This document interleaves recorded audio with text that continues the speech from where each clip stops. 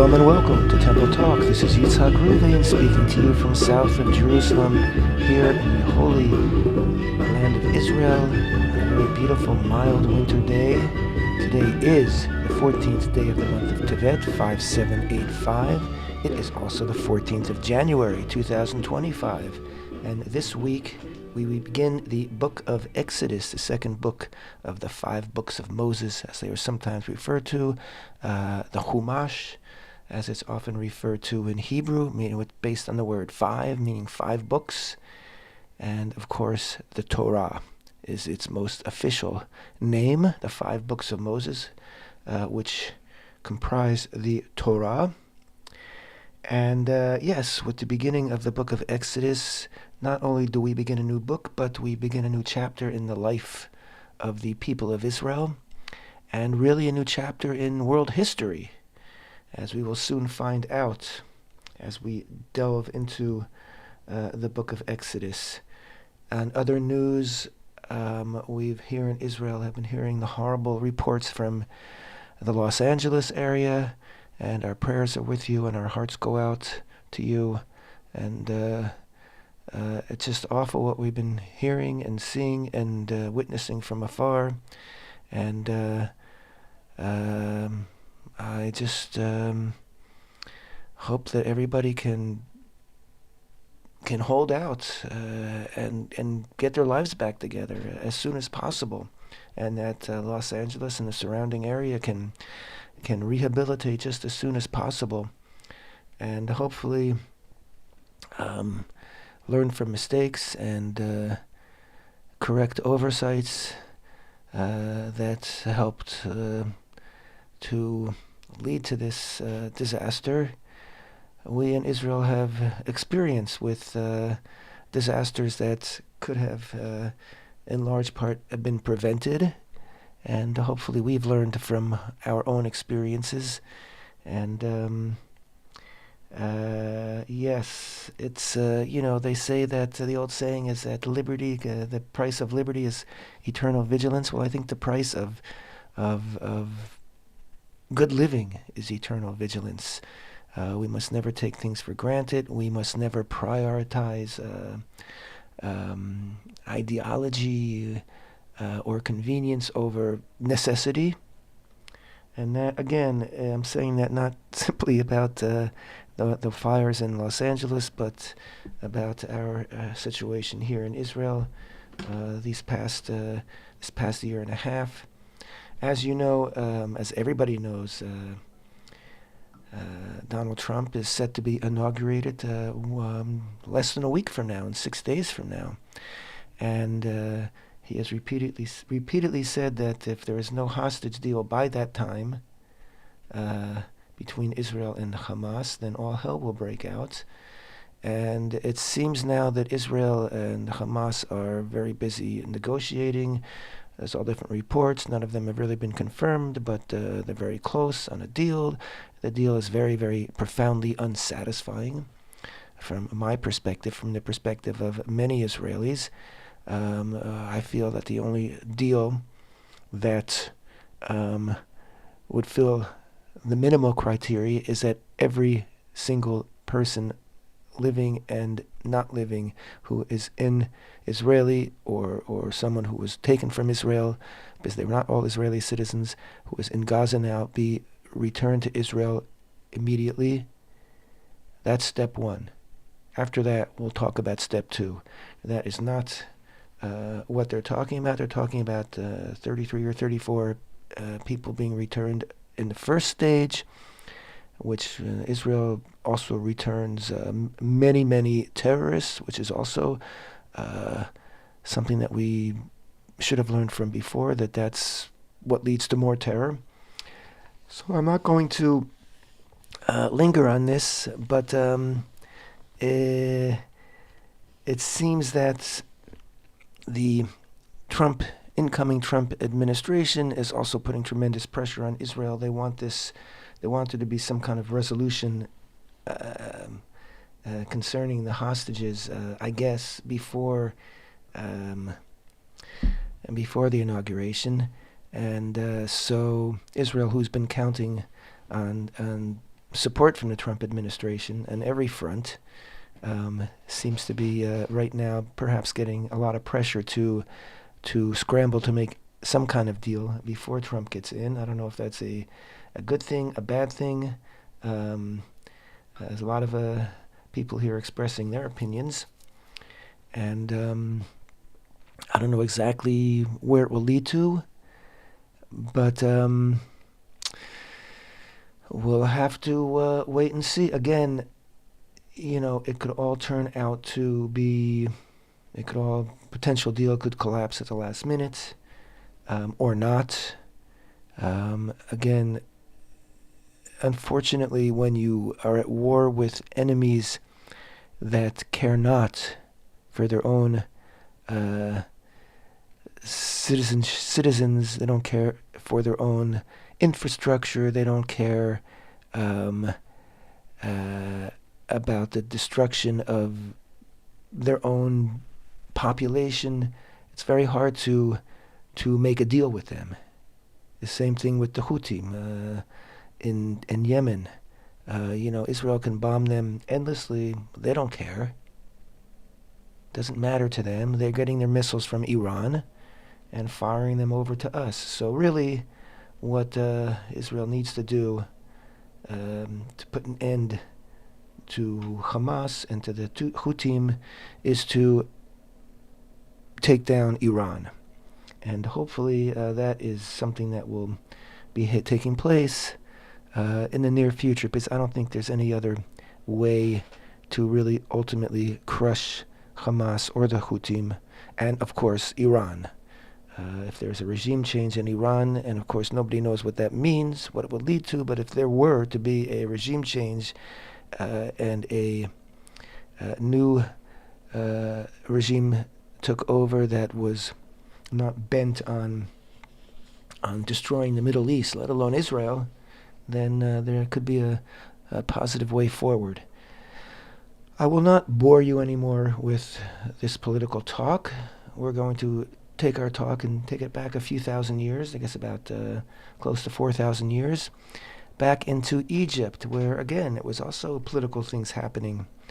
As we left off at the conclusion of the book of Genesis, the brothers are all in Egypt, brothers and their families, and they've just buried their father Yaakov back up in Israel, in the Machpelah cave in Hebron, and he's buried with his mother and father and his grandfather and grandmother, as well as his wife Leah. And the brothers come back to Israel. Brothers come back to Egypt, and they start to worry that now that their father's gone, maybe Yosef will actually exact a price from them for what they had done to him. But he says, don't worry, it was all God's plan. You had bad intentions, but God had good intentions. And this actually is to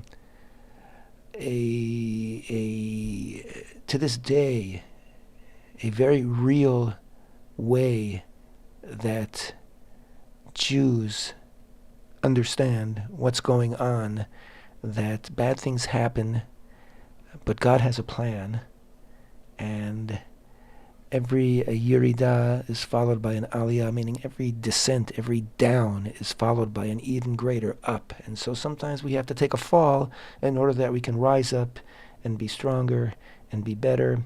And certainly that thought process has enabled many people here in Israel, and I think Jews around the world, to weather the storms of the past year, despite the horrible losses, painful losses. And we're losing a lot of soldiers lately, even as the battle in Gaza almost seems won. However, it's not won yet, and it's going to be a while yet. And we've had a lot of fallen soldiers lately, so it's very, very painful. But we cling to this idea, to this belief that God has a plan, and it will become clear, and things will be better. So back to the brothers in Egypt. the very conclusion of the book of Genesis is, of course, the death of Yosef and the connection between the brothers and the royal power in Egypt. Pharaoh has now been severed, and in fact, when you read closely, we're not going to look at it right now, but when you read closely the last few chapters and verses of Genesis, you can detect a distancing between Yosef and Pharaoh. He was in charge of everything, and now he seems to be asking, through intermediaries, permission to bury his father in Canaan, in Canaan, and his influence seems to be fading.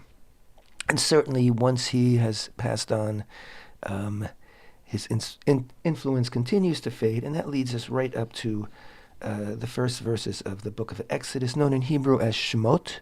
And Shemot means names because it's the second word in the book of Exodus in Hebrew, Ve'eleh Shemot, and these are the names. We'll read the first few verses in Hebrew, then in English. And I apologize, you must have noticed that I sound a bit congested. Yes, I think I have the flu. A lot of flu going on here in Israel, and even though I had a flu vaccination a few months ago, I think I've got the flu, so I'm a little under the weather, and you hear it in my voice. And fortunately, you're not in the room with me, so you don't have to worry, and hopefully you can put up with my congested sound.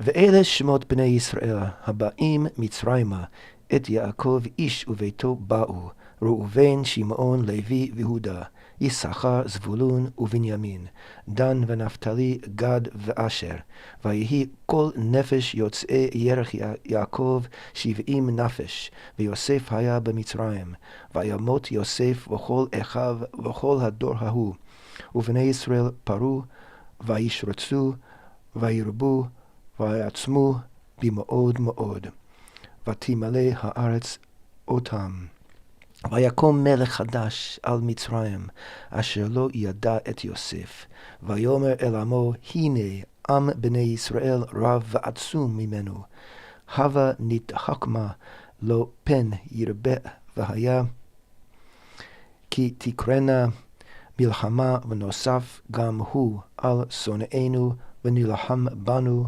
ועלה מן הארץ.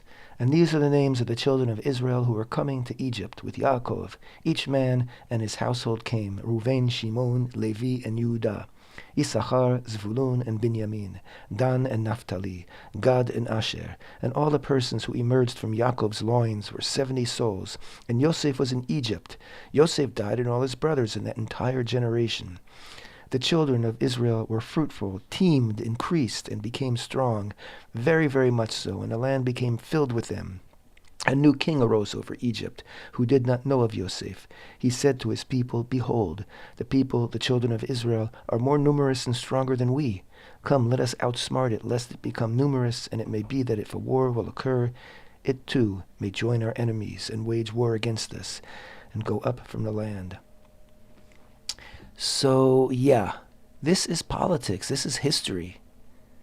There's nothing unique about this. And we see even today, in with the immigration, illegal immigration, and in Europe,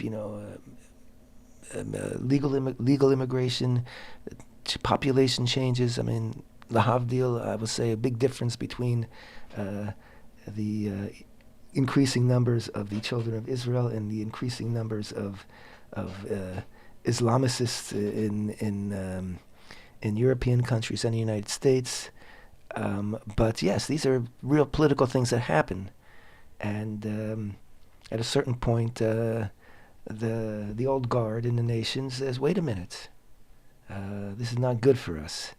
So yeah, a new Pharaoh arose that did not know Yosef, meaning, we would assume, wow, the nation, they must have statues of Yosef. They must have, the Yosef Day, celebrating his birthday, because he saved the country. No. Yosef did his job, and he was done. And yes, he was remembered for a very short period of time. But a new Pharaoh rose to power, and the memory of Yosef was of no use to him. And furthermore, even though the Torah doesn't emphasize this, it certainly doesn't hide it. Yosef basically turned all of the people of Egypt into slaves of Pharaoh. I don't know what their status was before. I mean, I guess they were farmers and they farmed their own land. I guess slaves meant they became tenant farmers. They farmed the land that no longer belonged to them. It belonged to Pharaoh, and I'm sure they had to, pay with their produce, whatever they raised. They had to pay a tax to Pharaoh and many, many things. It's not the same as owning your own land, and it's very much not the same. And so, as far as the people were concerned, not that they had any say in Pharaonic policy, but Pharaoh certainly didn't have to be concerned about them, because they may have been not so happy. Yes, they're alive, that's great, but their status has been greatly diminished. And so Yosef might not have been such a hero to them that they would possibly say to Pharaoh, let's honor his people, because he was such a hero. No. And he certainly was of no more use to Pharaoh. So Pharaoh decided, we have to fight this phenomenon. These people are becoming too numerous for us, so we're going to enslave them. That way we can punish them, we can hold them, we can keep them under control, and we can benefit through their labor. So that's what he did. And of course, when that didn't seem to work, he tried infanticide, certainly a form of genocide, killing all the firstborn male babies. And when that didn't work, because the Hebrew midwives and the two heads of the midwives, it would seem, that are named here, Shifra and Pua, refused. They simply refused. This is basically the first recorded instance in history of simple, civil disobedience. They refused a commandment from the most powerful man on earth because they feared God, because it was immoral, because they were not going to help women birth a child and then kill that child. They just weren't going to do it. And so when they were called before Pharaoh and say, well, why isn't this happening? They made an excuse, and God rewarded them, we're told. God rewarded them because they stood for what was right. They stood for their convictions. And interesting that there is a midrashic understanding that Shifra and Pua were none other than Yocheved and Miriam, who were the mother and sister, respectively, of Moshe. That is a midrash. And again, it just basically raises their status, I guess, as the importance of them to the nation of Israel. There are many, even when we read about Moshe being taken out of the Nile by the daughter of Pharaoh, women play a major role in this early chapter of what would be the survival and redemption of the children of Israel, whether it was Shifra and Pua, whether it was Yocheved and Miriam, whether it was a little bit later Tzipporah, the wife of Moshe, who also played a crucial part in saving Moshe's life. Women are very important, and of course there's much of the imagery here is about birth. Water is the water, and again, when the Exodus happens and Israel leaves through the Sea of Reeds, sort of a birth channel. Tremendous. I mean, the more you read into it, the more you see there's this imagery motif of birth, because it's the birth of a nation. So it's certainly in place that women should be so prominent in this stage of Israelite history. And again, as we read all throughout, beginning in Genesis, beginning with Sarah Imenu, with Sarah, our matriarch, women are very, very important in the creation of the people of Israel, not simply giving birth, but in shaping who we are, and how we behave, how we act, what our priorities are. Extremely, extremely important, and women will continue to come up all throughout the Torah, and all throughout the Tanakh, all throughout Scripture, and all throughout Jewish history. Certainly, yes, Israel, Judaism has a patriarchal infrastructure built into it, but women nevertheless play a very prominent role all throughout the history of Israel and the Jewish people. How are we doing here with time? Okay, we've got some time yet. So I want to address another issue in these opening chapters of Exodus. Of course, we know the story.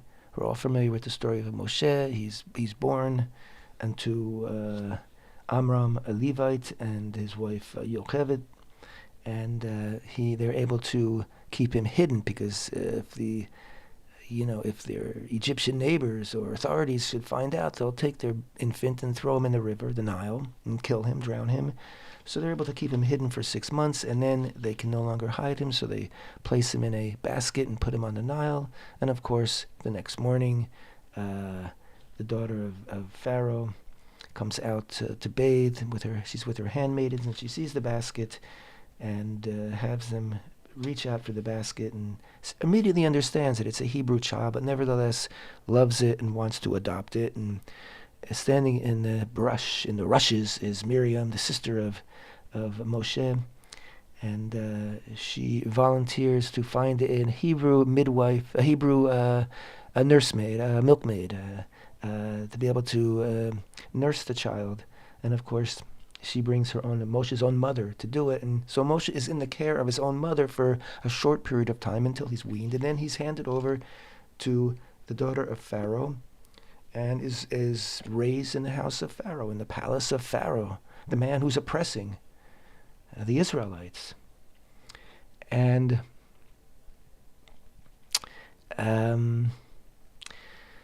so, of course, then we read that the first time Moshe, when he grows up and he's a young adult, he goes out and he sees the oppression of his brothers. He sees an Egyptian taskmaster hitting a Hebrew slave. And he immediately, this is the amazing thing, he immediately recognized that he's kin to these people that are being oppressed, that they're his brethren. Now, this is very important because I believe that Hashem was set up this whole thing. It's a big test. In order, we learned at the conclusion, let me just step back even further. I'm not going to go into this in detail because I've talked about it a lot, but all throughout the book of Genesis, there's this problem of brotherly enmity, not brotherly love. There's a lack of brotherly love. And slowly in that final episode of the book of Genesis, after, the brothers, they sell Yosef and blah, blah, blah, and then at the very end, they all come back together, and they needed to be together. God needed to see that we could, as brothers, that we could unite so that he could proceed with his plans for Israel, which was to enslave us and then bring us out and create a nation out of us. But we can't be enslaved if we're not united, because we won't survive it if we're not united. So now when it comes time to take Israel out of Egypt, and how do we know it's time? I'll tell you, because in that first few verses which I read before, Pharaoh himself, for the first time, refers to Israel as a nation, a people of Israel. And this is the first time in the Torah. Of course, it's the first time because now they're numerous and not just a bunch of tribes and families. So Israel's a nation now. This nation needs to be free. So the time has come. But God needs to know that Israel still has this unity, this ability to unite. So he takes Moshe and puts him in the most impossible place. He completely separates him from his family, from his heritage, from his people. And yet the moment Moshe walks out the door, he immediately sees and recognizes his kin. He recognizes his brethren and he defends them. Of course, the next day when he walks out, he sees two of his brethren fighting. Not a good sign. That's not unity.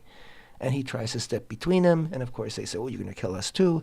He realizes that he's no longer safe in Egypt, and so he flees, and of course arrives at the house of Jethro, a priest of Midian. A very fascinating fellow in and of himself. We don't have time to talk about him right now. But and then he's married to Yitro's daughter Tzipporah, and then of course we have the incident. Say it's historical is understating it.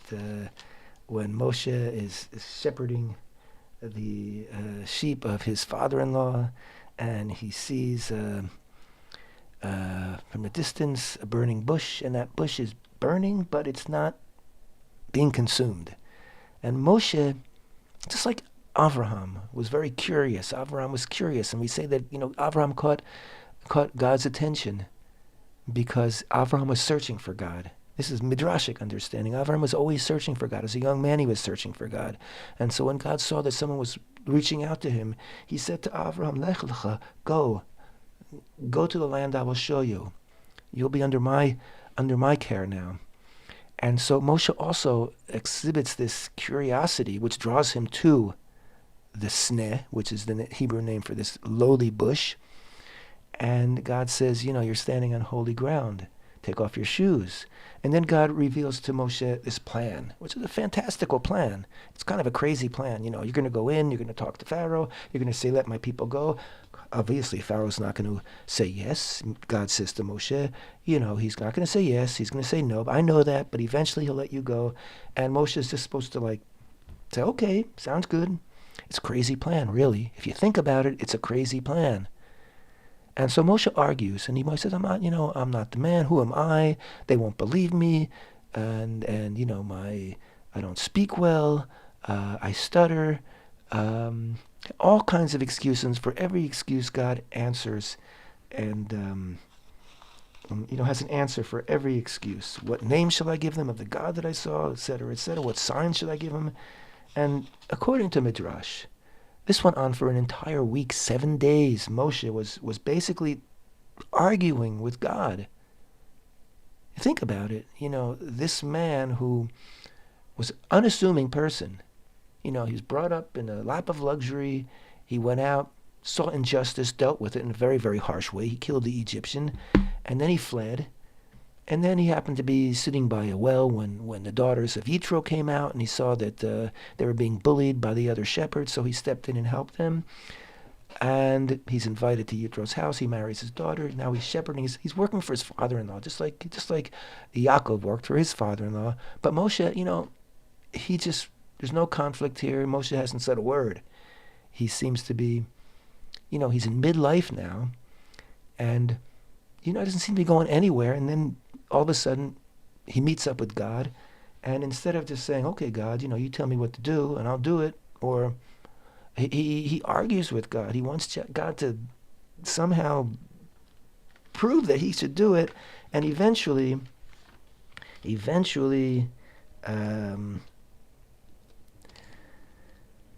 God gets angry. And I'm reading now in chapter 4, verse 13. He replied, Please, Hashem, send through whomever you will send. He says, just send somebody else. And it says, the wrath of Hashem burned against Moshe. And he said, is there not Aaron, your brother, the Levite? I know that he will surely speak. Moreover, behold, he is going out to meet you, and when he sees you, he will rejoice in his heart. Now, there is an understanding that because Moshe gave God such a hard time for 7 days, that he would not become the Kohen Gadol. He would not become the high priest. Originally, God was going to make Moshe the high priest. But now, he's not. He's going to make Aaron as a punishment to Moshe for his obstinacy. I believe it's different. I believe that God caught on. Maybe God knew from the start, but at least now he understood why Moshe was refusing.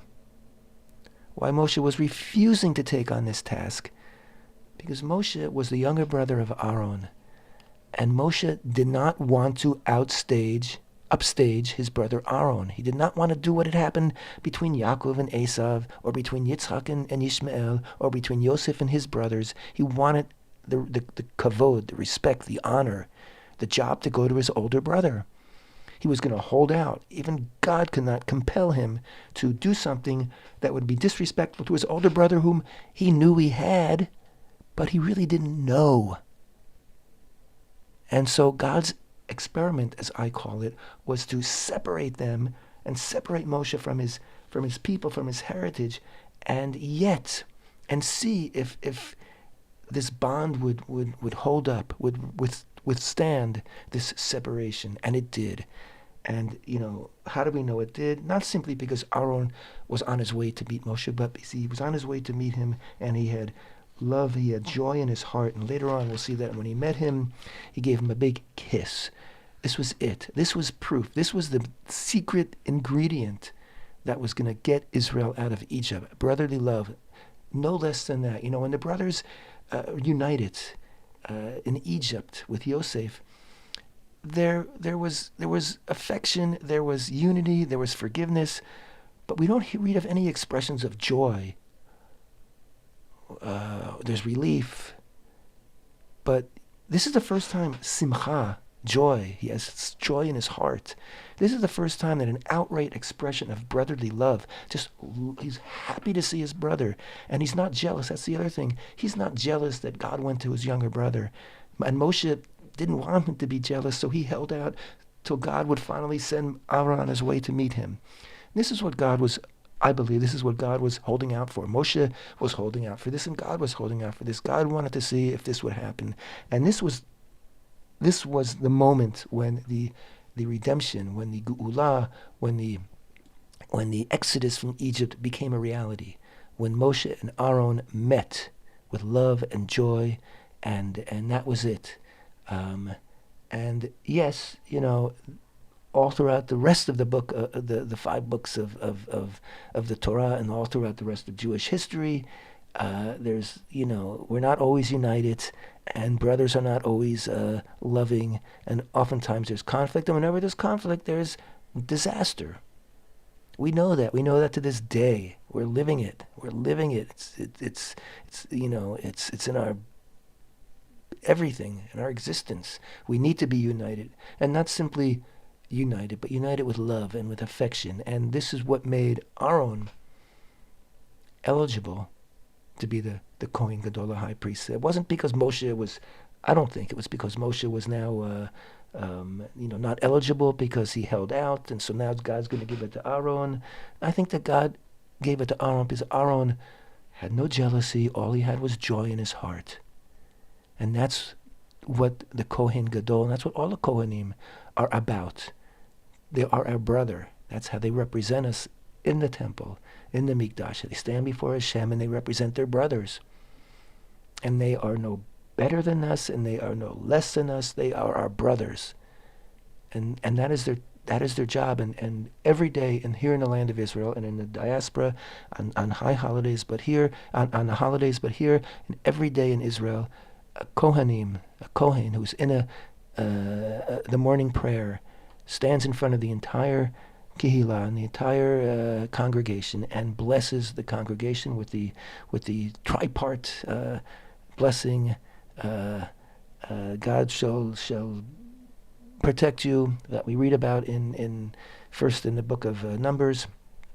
And before he makes that blessing, he says another blessing out loud, saying that he will bless the people of Israel with love. And it happens to be that if a Kohen does not, if he harbors any antipathy in his heart to anyone in a congregation, he's not eligible to bless them. Love. That's what will get Israel out of Egypt. And that's what this adventure here and this confrontation between God and Moshe was all about. And here's the music, and I thank you so much for being with me. Temple Talk.